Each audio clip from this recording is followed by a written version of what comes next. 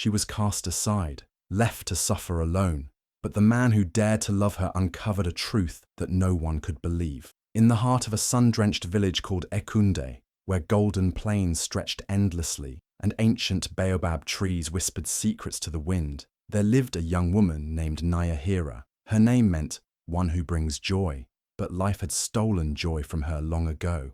Nahhira wasn't like the other girls in Echunde. Her eyes, once filled with light and laughter, now stared blankly into nothingness. She wasn't born this way. The world used to be bright and full of colour for her. But after a strange illness swept through the village when she was 6, she woke up to endless darkness.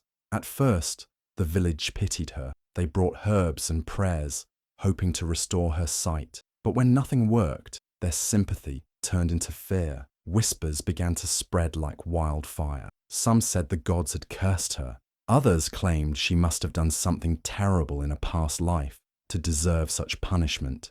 Over time, the people stopped speaking to her altogether. Children were told to stay away from her.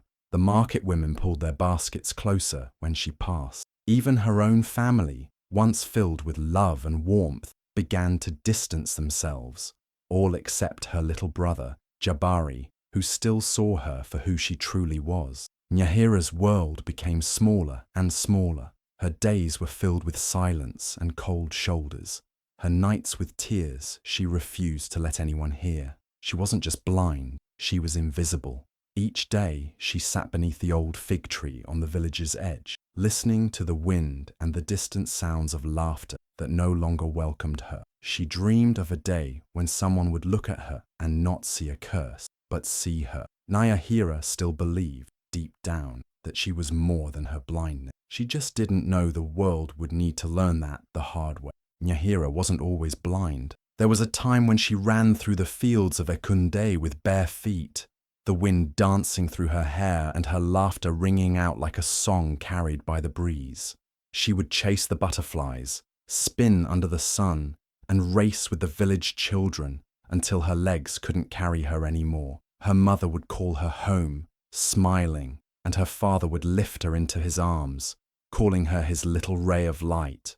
The village adored her. She was full of life, and it was impossible not to love her. But everything changed when she fell ill. It started with a fever, burning so hot that her mother stayed by her side for days, praying to the gods. The healer tried every remedy he knew, but nothing worked. When the fever finally broke, her parents rejoiced, until they realized something was terribly wrong. Nahhira couldn't see. Her once bright, curious eyes stared into nothingness. She called out for her mother, her voice trembling in fear, but her mother's face was gone from her world forever. At first, the village was sympathetic. People came to visit, bringing fruit and gifts to help her recover.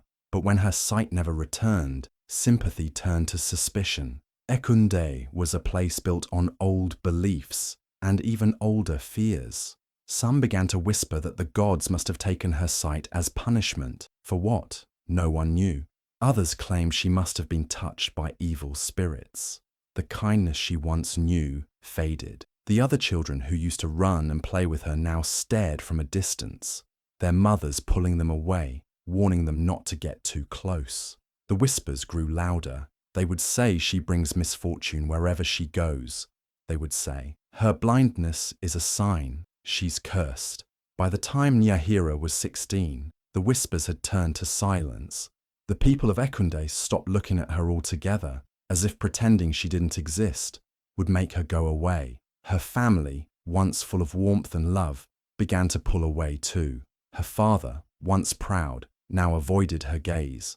Her mother spoke less and less, until one day she stopped speaking to Nahhira entirely. The only one who stayed by her side was her younger brother, Jabari. He was small but fearless, his name meaning brave one, and he lived up to it. He held her hand when they walked to the river. He stole bread from the market when Nahhira hadn't eaten for days. He even fought other boys who mocked her, coming home with bruises and a black eye, but never regretting it. You're not a curse, he told her. They're just too blind to see you. Still, life was cruel. Forced to live on the edge of the village, Nahhira learned to survive on her own. She gathered scraps left behind after the market closed, drinking from the stream when no one was looking. Some night, hunger gnawed at her so fiercely that she lay awake, her stomach twisting in pain. Other nights, loneliness hurt worse than any hunger ever could. She would listen to the village fires crackling in the distance, the sound of laughter and singing that no longer welcomed her. But even in the darkest moments, Nahhira refused to cry. She sat beneath the old fig tree near her hut, her head held high. Though she couldn't see the stars above her, she wasn't sure if it was stubbornness or hope that kept her going, maybe both. Deep in her heart, she still believed that one day someone would see her for who she really was. Not a curse, not a burden, just Nahhira. Nahhira's days were filled with pain, but not the kind that comes from hunger or exhaustion. It was the pain of being treated like she wasn't even human. The people of Echunde no longer spoke to her, but their silence wasn't the worst part. It was their actions that cut the deepest. Children followed her at a distance, giggling and mimicking her clumsy steps, stumbling and pretending to be blind like her. They laughed when she tripped over rocks or walked into walls, their cruel voices echoing in her ears. The mothers didn't stop them. They only watched with cold eyes, some even pulling their children away as if Nahhira's blindness might spread like a sickness.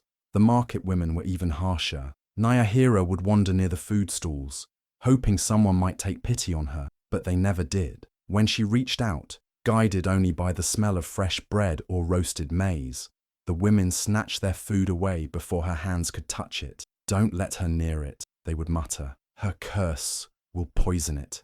Some even hissed at her to leave, calling her a bad omen. The sound of their voices burned more than any slap ever could. The men were no kinder. They didn't just ignore her, they spat on the ground when she passed, as if to cleanse the earth from her presence. Sometimes, they muttered insults under their breath, loud enough for her to hear. "Blind witch," one man sneered once, his voice full of disgust. The gods must have shut her eyes for a reason. Nahhira flinched, but she didn't stop walking. She never did. Her life was a cycle of humiliation, day after day. She woke up to emptiness and went to sleep with nothing but the sound of her own breathing to keep her company. No one cared if she ate. No one cared if she lived. Yet, somehow, Nahhira never let the hatred break her completely. Her body was frail, her clothes torn and dirty, but her spirit that stayed untouched.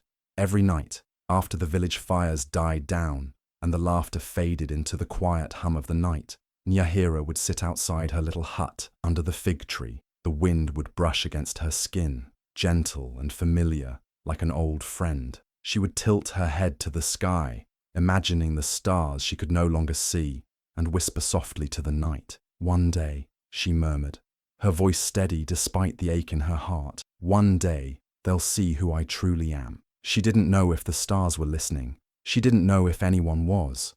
But the words gave her strength, even when her stomach twisted with hunger and her heart begged her to give up. Something deep inside her refused to let go of hope. A small, flickering flame that no amount of cruelty could extinguish. Nahhira didn't know what her future held, but she knew one thing: she wasn't a curse. And no matter how hard they tried to convince her otherwise, she wasn't going to believe them. The sun hung high over Echunde, scorching the land below. The air was thick and dry, the kind of heat that made the villagers retreat to the shade of their huts. The only sounds were the occasional bleat of a goat and the rustle of wind through the baobab trees. That was when he appeared, a stranger, his steps slow and steady as he walked into the village. His name was Kwame. His skin was deep and rich, kissed by the sun from long days on the road. His clothes were worn but clean, and his eyes were warm, filled with a quiet kindness that seemed out of place in such a cruel village. His smile was easy and inviting, like the first cool breeze after a long, dry season. The villagers noticed him, of course. Strangers didn't pass through Echunde often. They watched him from the corners of their eyes, curious but cautious. He didn't seem to mind their stares. He walked calmly, taking in the village with an air of quiet understanding. Then he saw her. Nahhira was sitting by the well, her hands running over the rough stones to guide her. Her head was held high, even though the villagers around her laughed and whispered as they always did. Kwame's eyes lingered on her. He didn't see a cursed girl or a broken soul. He saw strength, the way she carried herself, the quiet dignity in her posture, even as they mocked her. It stirred something deep within him. Where others saw weakness, he saw resilience. The more he watched her, the more he felt drawn to her. He couldn't explain why. It wasn't pity. It wasn't sadness. It was admiration, something he wasn't sure he'd ever felt so strongly before. While the others continued to sneer and whisper, Kwame did something no one else had ever done. He walked straight to her. The laughter quieted, but Nahhira didn't notice. She was used to the silence by now. "Why do they treat you this way?" he asked softly, his voice low and steady, as though he was afraid to startle her. Nahhira froze. No one had ever asked her that, not once. For a moment, she thought she might be imagining it, that the heat had finally gotten to her head. But his voice was real, and it was gentle in a way that made her heart ache. She turned her face toward the sound, unsure if she should answer. What was the point? Would he even believe her? Still, something about him felt different. "Because I'm blind," she said quietly, her voice barely more than a whisper. "They think I'm cursed." Kwame didn't flinch. He didn't gasp or step back like the others did when they heard those words. Instead, he tilted his head slightly, his voice steady and sure. "Curses only hold power if you believe in them," he said. His words weren't meant to comfort her. They weren't empty or hollow like the false kindnesses she had heard before. He spoke like it was the simplest truth in the world. Nahhira didn't know what to say. No one had ever spoken to her like that. No one had ever looked at her like that. For the first time in years, she didn't feel invisible. She felt seen, truly seen. And for a moment, the weight of the villagers' hatred didn't feel quite so heavy. Kwame didn't leave like the others before him. He stayed, returning to Nahhira every day, always with something in hand, a sweet mango, warm bread, or simply his voice, filled with stories from distant lands. He told her of mountains that touched the clouds, rivers that roared like lions, and villages where people danced in the streets until dawn. Nahhira listened, holding on to every word, painting the images in her mind, even though her eyes could no longer see. But it wasn't the gifts or the stories that made her heart feel lighter. It was how he spoke to her, like she wasn't broken. He didn't treat her like a blind girl or an outcast. He spoke to her like she mattered, like she was worth knowing. He asked about her life, her dreams, and her hopes, things no one else had ever cared to ask. For the first time in years, Nahhira laughed. It wasn't a quiet, careful laugh, but a real, joyful sound that filled the air. Kwame laughed too, a deep, warm sound that made her chest flutter. For the first time, she didn't feel invisible. She felt alive. The villagers noticed. At first they watched from afar, whispering among themselves. They thought Kwame pitied her, but when they saw him return again and again, their curiosity turned to suspicion. They didn't understand why he stayed. "She's cursed," they muttered. "Why does he waste his time?" The whispers didn't stop Kwame. Each day, he returned to Nahhira, and their bond only grew stronger. She began to feel something she hadn't dared to feel in years: hope. Then, one evening, as the sun bled across the sky, Kwame did something no one expected. The village gathered around the central fire, and his voice rang out, clear and unwavering. "I wish to marry Nahhira," he declared. The village froze. For a moment, the only sound was the crackling of the fire. Then came the gasps, rippling through the crowd like a wave. "Marry the blind girl?" a voice scoffed. Bwana, the village chief, stepped forward. He was a tall man with a heavy scowl, his voice dripping with disbelief. "Have you lost your mind, traveller?" Bwana was not a man who was questioned. His word was law. The villagers waited, expecting Kwame to realize his mistake and back down. Kwame didn't move. He met Bwana's glare without flinching. His voice didn't shake. "I see more in her than any of you ever will." The words hung in the air like thunder. The village fell silent again, but this time it wasn't from shock. It was something deeper, something they couldn't quite name. Nahhira's heart pounded. No one had ever spoken for her, defended her, or believed in her. She felt a warmth deep inside, something she hadn't felt in so long: pride. The villagers had spent years seeing only her blindness, her so-called curse. But here was a man, a stranger who saw her strength, her spirit, who saw her. For the first time, Nahhira wasn't ashamed of who she was. Someone loved her, not despite her blindness, but because they saw everything else she was. And for the first time, the villagers had nothing to say. The wedding day arrived quietly, without celebration. There were no drums, no dancing, no songs of blessing that usually filled the air when a wedding took place in Echunde. The villagers didn't gather to rejoice. Instead, they watched from a distance, their whispers floating through the wind like dry leaves. Some laughed cruelly, shaking their heads at the sight. A blind girl, a cursed girl, becoming a wife. It was unthinkable to them. Nahhira stood tall, though her heart pounded in her chest. She wore a simple dress, one her brother Jabari had helped sew together from pieces of cloth he found. It wasn't fine silk or brightly dyed fabric like the other brides wore. It was plain, but it was clean and soft, and it made her feel beautiful for the first time in her life. Jabari stood beside her, his small hand holding hers tightly. He was the only one who came. The rest of her family refused. Her mother said it was better to pretend she didn't have a daughter at all than to watch her marry a man who would surely regret it. Her father didn't speak a word. He simply turned his back on her when she left the hut that morning. But Nahhira didn't cry. She had cried too many times already. Today her heart wasn't filled with sadness. It was filled with something else, a quiet, fragile kind of hope. Kwame waited for her beneath the old baobab tree on the edge of the village, where the sun cast long shadow over the dry earth. He wore a simple tunic, his hair freshly cut, his eyes warm and steady as he watched her approach. To him, she looked like the most beautiful woman in the world. When she reached him, he took her hands gently in his own. His touch was warm, comforting, and familiar. The village's spiritual elder wasn't there to bless the union. No one was. But Kwame didn't need their... The night the storm came, Echunde trembled beneath the sky. Thunder crashed like drums of war, shaking the ground. Lightning clawed through the darkness, lighting up the village in jagged bursts. The wind howled like an angry spirit, ripping leaves from the baobab trees and sending them swirling through the air. The river, Mwenje, roared louder than ever before, its voice rising with the storm.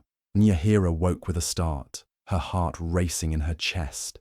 The air felt heavy, wrong. The sound of the rain pounding against the roof was deafening, but underneath it she heard something else, something deeper, more powerful. It wasn't the storm, it was the earth itself, groaning, twisting, crying out in pain. Her body trembled as she sat up, her hands gripping the thin blanket tightly. She didn't understand how she knew, but the truth crashed over her like a wave. "The river," she whispered, her voice shaking. "It's going to flood the village by dawn." Kwame stirred beside her, his brows furrowing in concern. He didn't ask how she knew. He didn't question her. He looked into her face, her expression filled with fear and certainty, and he believed her without hesitation. He jumped to his feet, pulling on his cloak. "I'll warn the village," he said firmly. He kissed her forehead, his voice low and steady. "They'll listen. They have to." Nahhira felt her throat tighten with worry,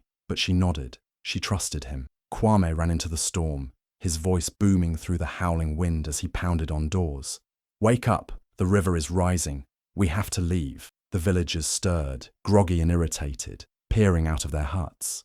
Rain soaked Kwame to the bone, but he didn't stop. He reached Chief Bwana's hut, hammering on the wooden door. The chief emerged, scowling, his expression dark with annoyance. "What is this nonsense?" Bwana snapped. "It's a storm. We've survived worse." Kwame's chest heaved with breath.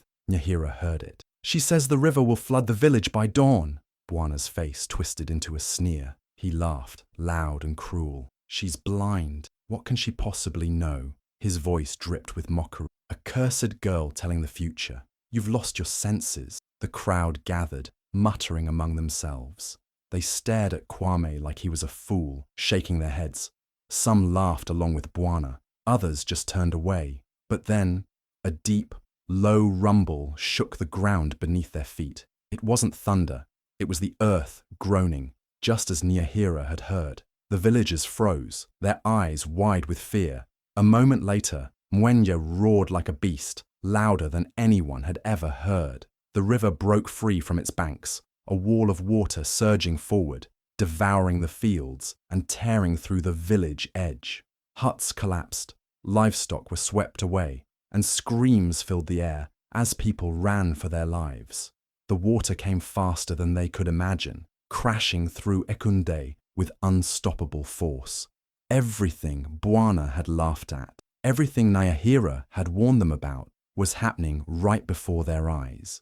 The villagers fled to higher ground, panting and soaked, watching helplessly as the water swallowed their homes. Those who had laughed at Nahhira moments ago now stared at each other in stunned silence. "She knew," someone whispered, voice trembling. "She knew before it happened." Bwana stood among them, his face pale and his arrogance gone. He didn't speak, he couldn't, and as the storm raged on, Nahhira sat in her small hut, the wind howling outside, her heart heavy with both fear and something else, something new. For the first time, she wasn't sure if her blindness was a curse at all. Maybe, just maybe, it was something more. The sun rose slowly over the soaked village of Echunde, casting golden light on the muddy remains of what was once a bustling home to many. The storm had passed, but the damage was done. Huts were swept away, livestock lost, and fields drowned. Yet, despite the destruction, not a single life was taken. All because of Nahhira's warning.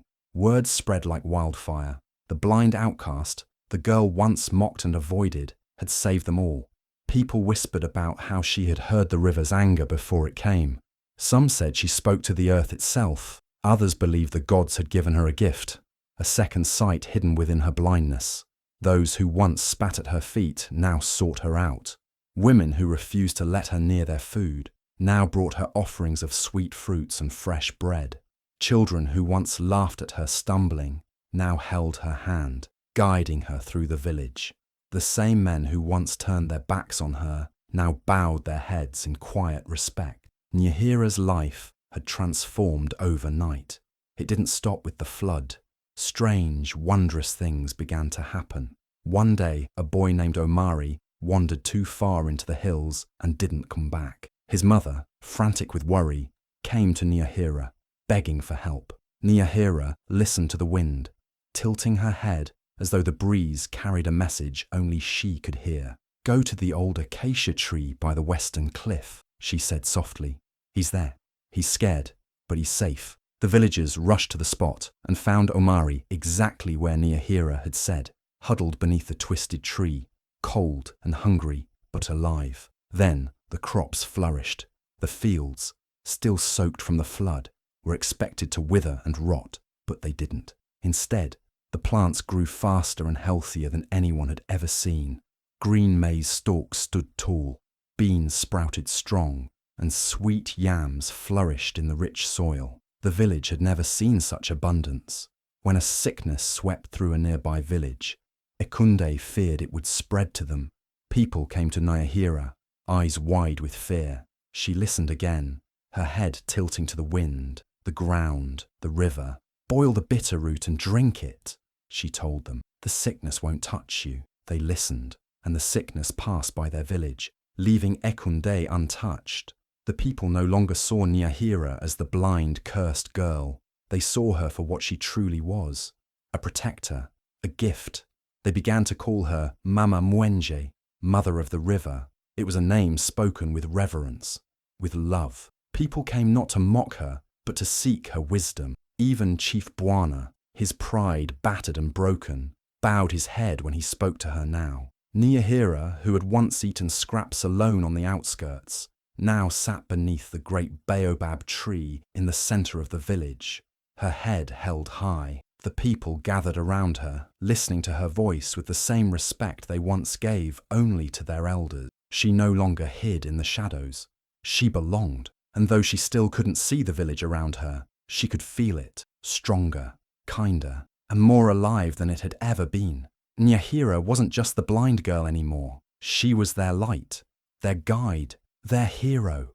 The day came when Chief Bwana, the man who once mocked Nahhira louder than anyone, stood before her with his head bowed. The village gathered in hushed silence, the air thick with something heavier than the heat, guilt.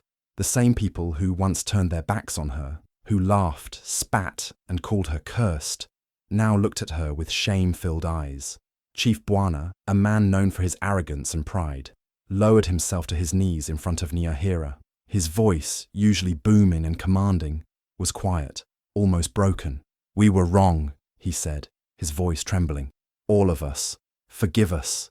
We were the blind ones, not you." The crowd held their breath. Nahhira sat beneath the old baobab tree, the same place where Kwame once vowed his love to her. She didn't move. Her hands rested gently in her lap, her face calm, but her heart twisted inside her chest. For years, these people had made her life unbearable. They stole her childhood with their cruel words and cold stares. They made her believe she was worthless, cursed, better off alone, and now they wanted forgiveness. Her throat tightened, but her voice came out steady, soft, but strong enough for everyone to hear. "I don't need your apologies," she said slowly, each word holding weight. "I needed your kindness when I was alone. I needed your love when I was hurting." The village fell into an aching, uncomfortable silence. No one could look her in the eye, not even Chief Bwana. Mothers remembered the times they pulled their children away from her. Fathers remembered how they spat at the ground when she passed. The children, now old enough to understand, felt their cheeks burn with shame, remembering how they laughed and mimicked her stumbling steps. Bwana's head hung lower, his voice barely more than a whisper. "We can't undo what we did, but we see you now, Nahhira, truly see you." Nahhira's heart ached, not with anger, that had burned out long ago. It ached with sorrow for the girl she used to be, the girl who cried herself to sleep, wondering why no one loved her, the girl who clung to hope, even when the world told her not to. She took a slow breath, her fingers trembling just slightly in her lap. "I never wanted you to see me as a hero," she said softly. "I only ever wanted to belong." The silence stretched, heavy and painful. Then slowly, one by one, the villagers knelt. First, a young woman Nahhira recognized as the one who once threw dirty water at her feet. Then an elderly man who used to whisper that she was cursed. Even the children, their eyes wide with regret, knelt too. Chief Bwana stayed on his knees, his voice thick with emotion. "You belong, Nahhira. You always did. We were too blind to see it." Tears pricked Nahhira's eyes. She didn't want to cry. Not now. Not in front of the people who had once made her feel so small. But the weight of their words, the raw honesty in their voices, broke something open inside her. She wasn't sure if she could ever forget the pain they caused her. But as she looked toward where she knew Kwame stood, his warm, steady presence like a light in the dark, she realized something. She didn't need to carry that pain anymore. For the first time, she wasn't holding on to the past. She was free. The wind rustled through the baobab leaves, and Nahhira smiled, not for them, but for herself. That night, the sky stretched endlessly above Echunde, painted with thousands of shimmering stars. The air was cool and quiet, the kind of silence that feels peaceful rather than empty. Nahhira sat beside Kwame, her hand resting gently in his. The wind played softly with her hair, and for once, the world felt still. Kwame squeezed her hand, his thumb brushing against her skin. His voice, usually so steady and warm, carried a different weight tonight, something deeper, something unspoken. "Nahhira," he began, his voice low and careful. "I have a secret too." Nahhira tilted her head slightly, her brows knitting together. A secret? She couldn't imagine what he might be hiding. He had never once treated her with anything less than honesty and kindness. "What is it?" she asked softly. Kwame took a breath, his fingers tightening around hers. "I'm not just a traveller. I'm Prince Kwame of Mbale, heir to the kingdom." For a moment, the world seemed to stop. Nahhira's breath caught in her throat. Her mind raced, trying to make sense of his words. A prince? He wasn't just a kind stranger who had wandered into Echunde. He was royalty. "You're a prince." Her voice was barely more than a whisper. Kwame nodded, though she couldn't see it. His voice held no pride, no arrogance, only truth. "Yes, I left the palace to see the world beyond its walls. I wanted to understand the people I would one day rule, to see life not as a prince but as a man. That's when I found you." Nahhira's heart pounded in her chest. A prince. He had walked among her people, eaten their food, shared their pain, and no one had known. He had chosen her, not as a royal obligation, but as a man who saw her worth when no one else did. "Why didn't you tell me?" she asked, her voice trembling. Kwame's hand moved to her cheek, his touch soft and reassuring. "Because I didn't fall in love with you as a prince. I fell in love with you because you are stronger than any queen." Nahhira felt her throat tighten with emotion. She wasn't the broken, cursed girl the village once believed her to be. She wasn't just the blind outcast anymore. She was Nahhira, the woman who had endured, who had risen, who had saved her people when no one believed she could. Kwame leaned closer, his forehead resting gently against hers. "You showed me true strength, not the kind that comes from a throne or an army, but the kind that comes from the heart. You are more than I ever dreamed of finding." Tears pricked Nahhira's eyes, but they weren't born from sadness. They were tears of something else: relief, joy, love. "You could have had anyone," she whispered, her voice barely holding together. Kwame smiled softly. "I didn't want anyone else. I wanted you." And together they stood, not as an outcast and a traveller, but as something more. A woman who saw the truth without her eyes, and a man who saw her worth beyond her blindness. They returned to Mbale, where Nahhira wasn't just accepted, she was celebrated. The people adored her, not for her beauty or her sight, but for her wisdom and unbreakable spirit. She ruled beside Kwame, not with sight, but with vision, a vision that stretched far beyond what eyes could see. Echunde never forgot her, and the villagers who once mocked her spoke her name with pride, teaching their children the story of Nahhira, the blind girl who became a queen,